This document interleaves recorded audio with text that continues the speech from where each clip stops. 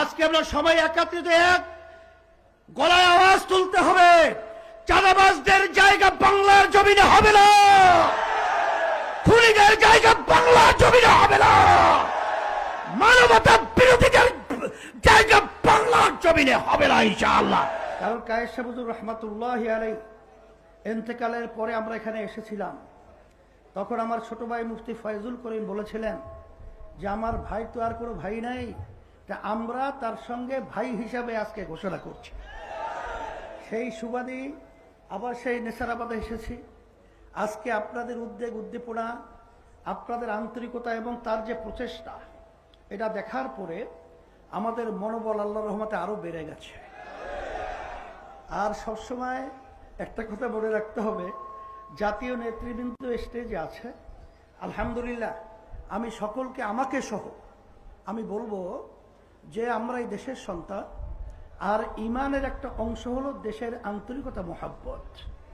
এটা আমাদের ভিতরে যদি থাকে তাহলে আমার মন বলছে যে সারা দেশে আমি সফর করার পরে আমি যেটা দেখেছি, আজকে মানুষ অধীর আগ্রহে দিন রাত্র সময় মিনিট সেকেন্ড অপেক্ষা করছে যে আজকে যদি আমরা ইসলামের পক্ষে, মানবতার কল্যাণের পক্ষে, দেশের কল্যাণের পক্ষে যদি আজকে আমরা একটা বাক্স পাঠাতে পারি, আজকে বাংলাদেশের ভিতরে ইতিহাস রচনা হবে, বাংলার জমিন ইতিহাস রচনা করবে।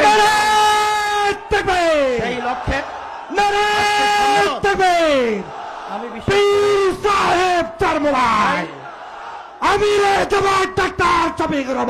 বলছিলাম, মুসলমান আমরা সবসময় একটা কথা মনে রাখতে হবে, আল্লাহ রাব্বুল আলামিন বলেছেন স্থলও ভাগে এবং পানিও ভাগে, যত বিপদ আপদ মুসিবত আমাদের হাতের কামাই।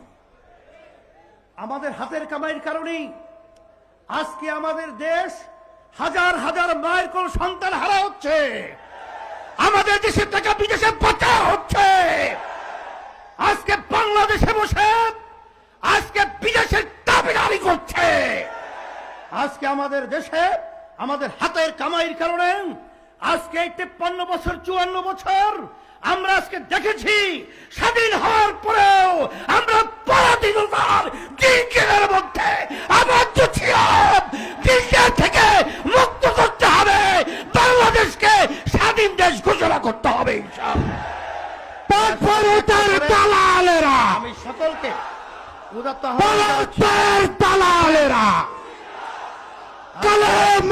মুসলমান, আজকে আমরা আমাদের আজকে প্রতিজ্ঞাবদ্ধ হতো, আজকে আমরা সবাই একত্রিত এক গলায় আওয়াজ তুলতে হবে, চাঁদাবাজদের জায়গা বাংলার জমিনে হবে না, খুনিদের জায়গা বাংলার জমিনে হবে না, মানবতা বিরোধীদের জায়গা বাংলার জমিনে হবে না ইনশাআল্লাহ। আশাবাদ ব্যক্ত করে সকলকে ধন্যবাদ জানিয়ে আমি দোয়া চেয়ে দোয়া করে আলোচনা শেষ করছি। আলহামদুলিল্লাহ।